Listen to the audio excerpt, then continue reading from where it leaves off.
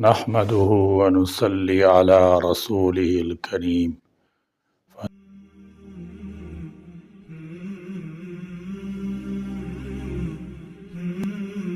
نبی اللہ حی یرزق۔ سیدنا ابو درداء رضی اللہ تعالیٰ عنہ کی روایت ہے، پس اللہ کے نبی زندہ ہیں، ان کو رزق دیا جاتا ہے۔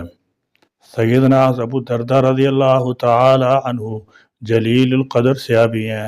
آپ روایت فرماتے ہیں کہ اللہ کے نبی زندہ ہیں اور ان کو اللہ کی طرف سے رزق دیا جاتا ہے۔ دونوں لفظ قابل غور ہیں۔ نبی علیہ السلام بعد وفات عام مردوں کی طرح نہیں ہیں، بلکہ جس طرح شہداء کے بارے میں اللہ تعالیٰ نے فرمایا ہے کہ جو لوگ اللہ کے راستے میں شہید ہو گئے ان کو تم لوگ مردہ نہ کہو، نہ مردہ سمجھو، کیونکہ یہ لوگ زندہ ہیں، ان کو جنت میں رزق دیا جاتا ہے۔ اسی طرح انبیاء علیہم السلام بھی زندہ ہوتے ہیں، ان سب کو رزق ملتا ہے۔ یہ حدیث صحیح ہے، میں مفہوم بالکل واضح ہیں، جس میں کسی قسم کی تعویل کی نہ ضرورت ہے نہ اس کی گنجائش ہے۔ حیات النبی صلی اللہ تعالی علیہ وسلم بلکہ تمام انبیاء علیہ السلام شہداء کرام کی حیات کا عقیدہ نصوص شرعیہ اور اجماع سے ثابت ہے۔ حیات النبی صلی اللہ تعالی علیہ وسلم بلکہ حیات انبیاء علیہ السلام اور شہداء تو نصوص قرآنی، احادیث اور آثار کثیرہ سے ثابت ہے۔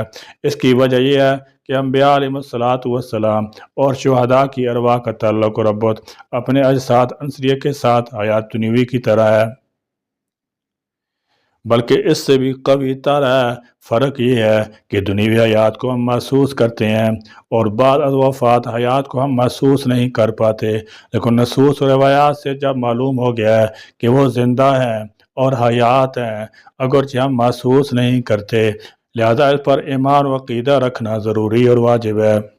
حیات النبی کا مسئلہ اتنا اہم ہے کہ ان کی حیات شہداء اور دوسرے مومنین کی حیات کے مقابلہ میں جداگانہ حیثیت رکھتی ہے، چنانچہ بعض احکام شرعیہ میں وہ شہداء اور دوسرے مومنین سے بھی ممتاز ہیں۔ نمبر 1، مثلا انبیاء علیہ السلام کی وفات کے بعد ان کی جائیداد میں وراثت جاری نہیں ہوتی، ان کے اموال وارثوں میں تقسیم نہیں کیے جاتے۔ نمبر 2، انبیاء علیہ السلام کی وفات کے بعد ازواج مطہرات سے کسی ایماندار کا نکاح درست نہیں، جبکہ شہداء اور بعض دوسرے مومنین بھی حیات ہوتے ہیں، مگر شہداء اور دوسرے ایمانداروں کی ازواج سے عدت کے بعد دوسرے مسلمانوں کا نکاح درست ہے، ان کے مال میں وراثت بھی جاری ہوتی ہے۔ نمبر 3، انبیاء علیہ السلام کے اجسام کو مٹی نہ کھا سکتی ہے، نہ فنا کر سکتی ہے، وہ اجسام دنیوی کے ساتھ قبر میں محفوظ اور زندہ ہوتے ہیں۔ یہی تمام علماء اہل سنت والجماعت کا عقیدہ ہے۔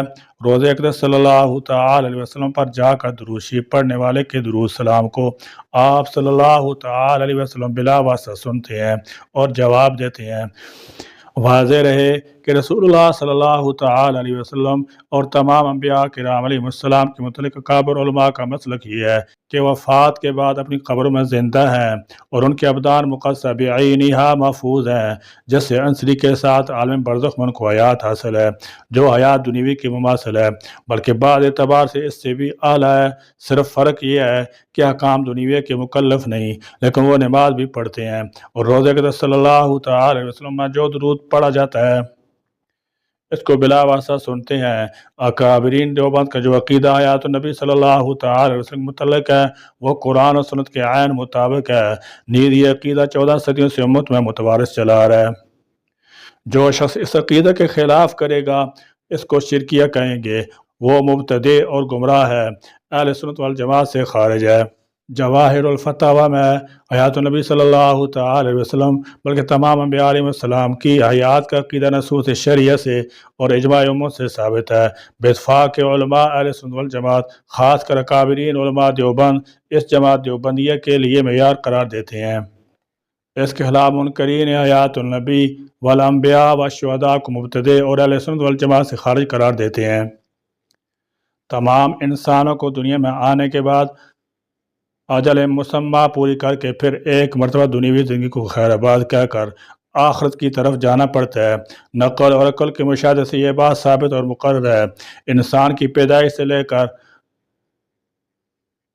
اجل مسمہ پوری کرنے تک کی زندگی کو حیات دنیوی کہا جاتا ہے، اور یہ حیات اس لیے دی گئی ہے کہ انسان اس میں رہ کر اللہ اور اس کے رسول کے فرمان کے مطابق ایمان و عمل کو درست کر کے آخرت کی کامیابی حاصل کرنے کی فکر کرے، آخرت کی ابدی زندگی کی راحت و آرام کے لیے صحیح کرے، اور آخرت کے ابدی عذاب و سزا سے اپنے آپ کو بچانے کی فکر کرے، کیونکہ بعض روایت میں ہے کہ دنیا اور دنیا کی چیزوں کو انسان کے واسطے بنایا گیا، مگر انسان کو آخرت کے لیے پیدا کیا گیا ہے۔ جو لوگ یہاں سے ایمان و عمل درست کر کے جائیں گے وہ ہمیشہ ہمیشہ کی راحت و آرام اور آخرت کی نعمتوں میں رہیں گے، اور جو لوگ ایمان و اعمال کو خراب کریں گے وہ ہمیشہ ہمیشہ تکلیف اور سزا بھگتیں گے۔ تو انسان جب دنیوی حیات پوری کر کے آخرت کی طرف جانے لگتا ہے تو بیچ کی گھاٹی موت آتی ہے۔ موت کے بعد جب قبر کی زندگی شروع ہوتی ہے تو قبر میں سوالات ہوتے ہیں کہ دنیوی زندگی اللہ اور رسول کے احکام کے مطابق گزاری ہے یا اللہ رسول کے احکام کے خلاف گزاری ہے۔ اس پر ابتدائی سوالات اور پوچھ گچھ ہے۔ پہلا سوال یہ ہوتا ہے کہ تمہارا رب کون ہے، دوسرا سوال یہ ہوتا ہے کہ تمہارا دین اور مذہب کیا ہے، تیسرا سوال یہ ہے کہ تمہاری دینی رہنمائی کے لیے جو رسول بھیجا گیا تھا وہ کون ہے۔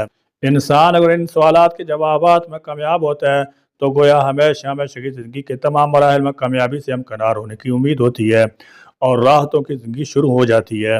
انسان قبر میں راحتوں کی ان چیزوں کو محسوس کرتا ہے، اور جب انسان قبر کے سوالات جوابات میں ناکام ہوتا ہے اور ان سوالات کے جوابات نہیں دے پاتا بلکہ سوال کے جواب میں صاف جواب دیتا ہے کہ میں تو کچھ نہیں جانتا، پھر قبر کی زندگی ہی سے تکلیف والے حالات پیش آنے لگتے ہیں، یہیں سے پریشانی کی زندگی شروع ہو جاتی ہے۔ ابتدائی عذاب و سزا کا معاملہ شروع ہوتا ہے، انسان ان کو بھی محسوس کرتا ہے، نصوص و احادیث میں ان کی تفصیلات موجود ہیں۔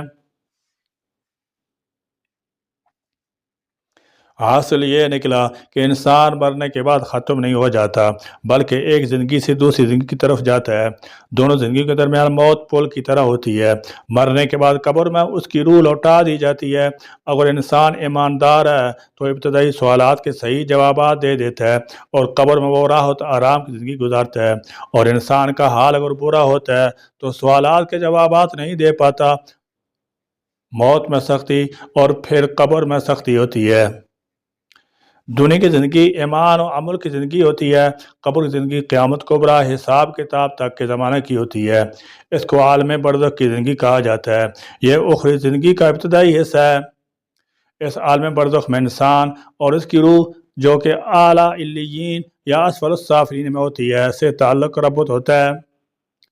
آدمی نیک ہو تو جنت کی خوشبو، ہوا اور نعمتوں سے مطمئن ہوتا ہے، اور اگر بد ہوتا ہے تو جہنم کی بدبو، گرم ہوا اور دوسری تکالیف سے متاثر اور رنجیدہ ہوتا ہے۔ یہ سب کچھ روح اور جسم دونوں پر ہوتا ہے۔ رہا یہ کہ دنیا کے انسانوں کو اس کا احساس نہیں ہوتا، اس کا پتہ نہیں چلتا، تو یہ ضروری نہیں ہے کہ انسان عالم دنیا میں ہوتے ہوئے عالم آخرت کی امور کو محسوس کرے۔ اللہ تعالیٰ جل شانہ نے شہداء کے بارے میں فرمایا وَلَا تَقُولُوا لِمَن يُقْتَلُ فِي سَبِيلِ اللَّهِ أَمْوَاتٌ بَلْ أَحْيَاءٌ وَلَٰكِن لَّا تَشْعُرُونَ۔